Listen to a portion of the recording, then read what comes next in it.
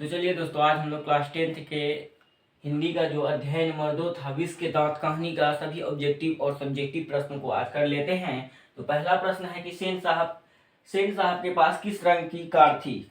तो सेन साहब के पास किस रंग की कार थी? तो पहले काला कलर का कार था, 7,500 में खरीदा था। और दूसरा प्रश्न है विष के दांत शीर्षक पाठ किस कहानी संग्रह से लिया गया है। तो कौन सा कहानी संग्रह से लिया गया है? विष के दांत और अन्य कहानी से लिया गया है। तीसरा प्रश्न है नलिनी मीरचंद शर्मा पटना विश्वविद्यालय के हिंदी विभाग के अध्यक्ष कब बने? उनके मृत्यु के 2 वर्ष पहले जो है पटना विश्वविद्यालय के हिंदी विभाग में प्रोफेसर बने। तो उनका मृत्यु हो गया था 1961 में, तो 2 वर्ष पहले बना था 1959 में बना था। नलिनी मीरचंद शर्मा के कहानियों में किसके तत्व समग्रता के साथ उभर कर आता है? मनोवैज्ञानिकता, यानी खुद से जो सोच रहा है, किसी के मन को जान लेना, यही मनोवैज्ञानिकता है। तो उसके पाठ में जो है मनोवैज्ञानिकता के पाठ ज्यादा उभर के आता है।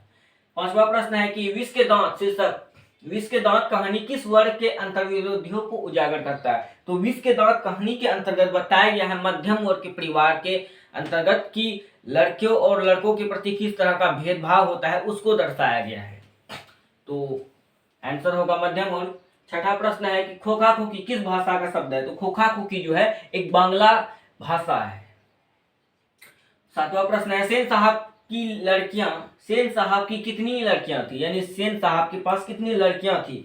सेन साहब के पास जो है टोटल 5 लड़कियां थी। 5 लड़की होने के उपरांत जो है एक लड़का हुआ जिसका नाम खोखा हुआ। 8वां प्रश्न है सोफर शब्द का अर्थ है। सोफर ड्राइवर को कहा जाता है, जो ड्राइवर जो होता है ना गाड़ी साफ करने वाला, उसे कहते हैं सोफर। उसके बाद दूसरा प्रश्न है ऐसे ही लड़के आगे चलकर गुंडा चोर डाकू बनते हैं, यह पंक्ति किसकी है? यानी ये जो कहा है गुंडा चोर डाकू, ये सेन साहब ने कहा है। सेन साहब जो है गिरधर लाल को यानी मदन के पिता को कहते हैं कि अपने बच्चे को सुधारो, ऐसे ही लड़के आगे चलकर गुंडा चोर और डाकू बनते हैं।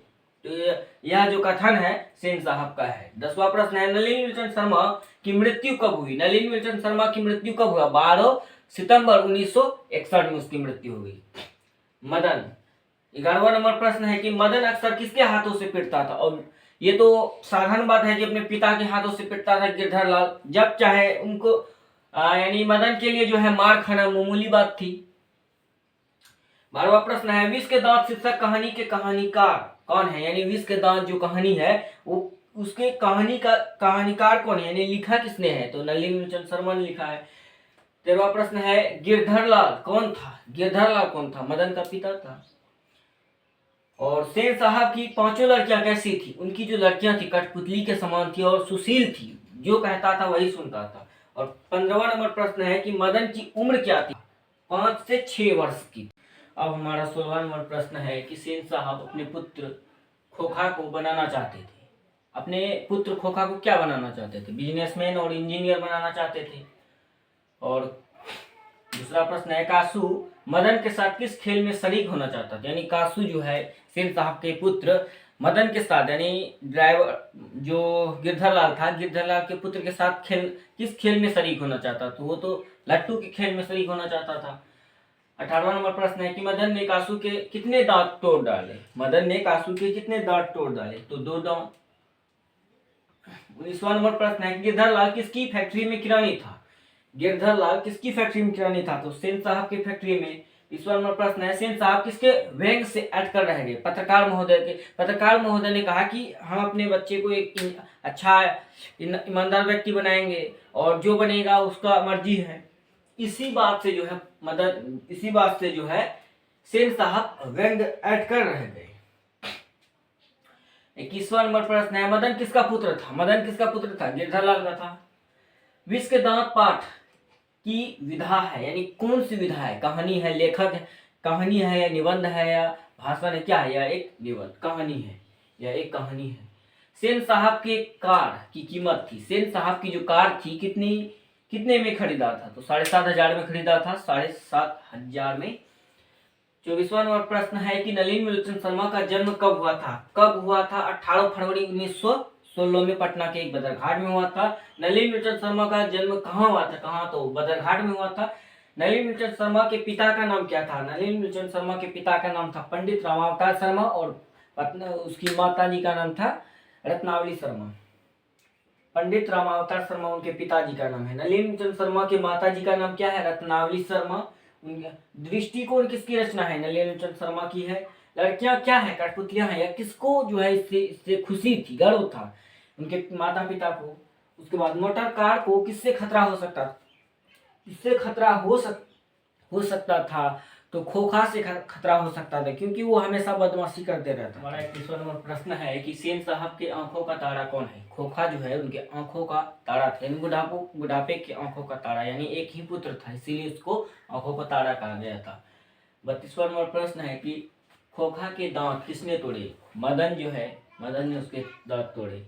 सीमा रंगियालो से फलियाती पांचों किसकी बहनें थी? ये खोखा की पांचों बहनियां थी, जो कि बहुत सुशील थी।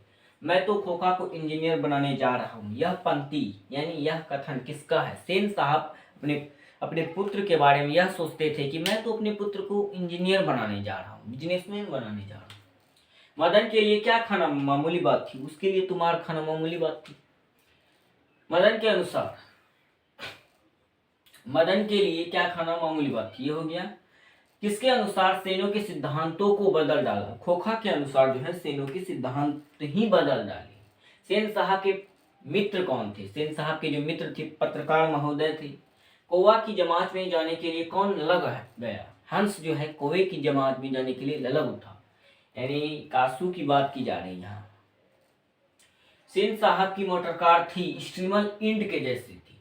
सेन साहब ने किसे फटकार लगाया था? गिरधर लाल को फटकार लगाया था, गिरधर लाल को डांटा था। किससे? मोटर की चमक दमक को कोई खतरा नहीं था, तो सेन साहब की जो पुत्रियां थी उससे कोई खतरा नहीं था। गिरधर लाल किस वर्ग का प्रतिनिधित्व करता है? तो निम्न मध्यम वर्ग का था। अब हम लोग जो है विष के दांत कहानी का सभी जो है विष के दांत कहानी का जो है लघुत्तरीय प्रश्नों को अभी करने वाले हैं कवर। लघुत्तरीय प्रश्न का हमारा पहला प्रश्न है कि सेन साहब के परिवार में बच्चों के पालन पोषण में किए जा रहे लिंग आधारित भेदभाव का अपने शब्दों में वर्णन करें। तो बच्चों के प्रति कौन सा भेदभाव हो रहा था? तो उत्तर है कि सेन साहब के घर में बच्चों के पालन पोषण में लिंग के अनुसार भेदभाव किया जा रहा था। उनकी लड़कियों के लिए पढ़ने लिखने एवं हंसने के लिए अलग नियम बनाए गए थे, जबकि उनके बेटे कासू के लिए अलग नियम बनाए गए थे। ये पहला प्रश्न का उत्तर हो गया। दूसरा प्रश्न है कि खोखा किन मामलों में अपवाद था? बताइए खोखा किन मामलों में अपवाद था? सेन साहब का बेटा खोखा यानी कासू, जिसे कासू कहा जाता था, तो घर में बनाए गए नियम के मामलों में अपवाद था। वह हमेशा अपने मन के अनुसार ही कार्य करता था, पर लड़कियों को ऐसी आजादी नहीं थी। अब तीसरा प्रश्न है, सेन साहब दंपति खोखा में कैसी संभावनाएं देखते थे और उन संभावनाओं के लिए उन्होंने उनकी कैसी शिक्षा तय की थी? तो हमारा उत्तर होगा कि सेन साहब और उसकी जो पत्नी दंपत्ति है खोखा को इंजीनियर या बिजनेसमैन बनाना चाहते थे। इसके लिए सेन साहब ने अपने बेटे को स्कूल न भेजकर घर पर ही शिक्षा देने का बंदोबस्त किया था, यानी तय किया था। चौथा प्रश्न है कि मदन और ड्राइवर के बीच के विवाद के द्वारा कहानीकार क्या बताना चाहते थे? कहानीकार इसमें क्या बताना चाहते हैं कि मदन और ड्राइवर के बीच का विवाद के द्वारा कहानीकार यह बताना चाहता है कि महल वाले कभी यह नहीं चाहते कि झोपड़ी वाले के बच्चे उनके कीमती सामानों के आसपास भी भटका गए। हमारा 5वां नंबर प्रश्न है कि कासू और मदन के बीच झगड़े का क्या कारण था? यानी कासू और मदन इन दोनों के बीच जो है झगड़े का मुख्य कारण क्या था, और इस प्रश्न के द्वारा लेखक हमें क्या बताना चाह रहे हैं? तो इसका उत्तर होगा कासू और मदन के बीच झगड़े का कारण है लट्टू घुमाने का था, यानी उसका जो झगड़े का मुख्य कारण था लट्टू घुमाना था। और इस प्रयोग के द्वारा लेखक यह बताना चाहते हैं कि झोपड़ी वाले लोग भी अपमान का बदला ले सकता है। कोई भी अगर गरीब भी है तो वो भी अपना अपमान का जो बदला ले सकता है, जैसा कि मदन ने कासू के 2 दांत तोड़ कर लिया था। और 6वां नंबर प्रश्न है कि आपकी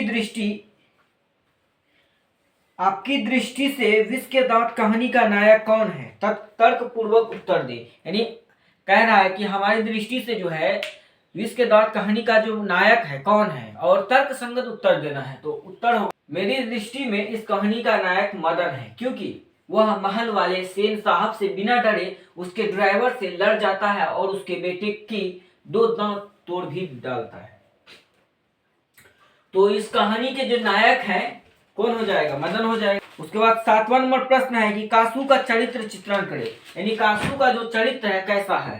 कासू सेन साहब के बुढ़ापो की आंखों का तारा था। कासू अपने पिता द्वारा बनाए गए सभी मामलों में अपवाद था। घर में लाड़ प्यार ने उसे बिगाड़ रखा था और वह बिना डरे किसी के ऊपर भी हाथ चला देते, यानी उसकी बदतमीजी की कोई हद नहीं थी, किसी पर भी लड़ाई झगड़ा मारपीट कर लेता। हमारा 8वां नंबर प्रश्न है कि सेन साहब का चरित्र चित्रण करें। सेन साहब के चरित्र के बारे में लिखना है कि सेन साहब इसके दौर कहानी का एक पात्र है। सेन साहब की 5 पुत्रियां हैं, उनके एक पुत्र हैं। अपने बच्चों के लिए घर पर अलग नियम बनाए हैं। वो अपने बेटे में बुढ़ापो का जो है सहारा समझते हैं। अब मदन के चरित्र चित्रण करने के लिए कहना है 9 नंबर में मदन के चरित्र का चित्रण करें। तो मदन विष के दौर कहानी का एक पात्र है। यह इस कहानी का नायक है, यानी विष के दौर कहानी का नायक कौन है? मदन है। मदन विष के दौर कहानी का नायक है। मदन बिना डरे सेन साहब के ड्राइवर का विरोध करता है एवं जब कासू इसके साथ गली में खेलने जाता है तो मदन उससे लड़ाई कर उसके 2 दांत तोड़ डालते हैं। और 10वां नंबर और अंतिम 10वां नंबर प्रश्न है कि गिरधर लाल के चरित्र के बारे में बताना है। तो गिरधर लाल विष के दांत कहानी का एक पात्र है। यह सेन साहब का किरानी और मदन का पिता है। मदन के द्वारा सेन साहब के बेटे से लड़ाई करने पर गिरधर लाल को काम से निकाल दिया जाता है। ये जो है गिरधर लाल का चरित्र चित्रण हो गया। टोटल हमारे जो है विष के दांत कहानी में 10 प्रश्न थे, लघु उत्तरीय प्रश्न, और जितने भी ऑब्जेक्टिव प्रश्न थे कर चुके हैं और सब्जेक्टिव कर चुके हैं। आशा करते हैं कि आप लोगों को ये वीडियो अच्छी लगी तो लाइक कीजिएगा, सब्सक्राइब कीजिएगा। जय हिंद, जय भारत।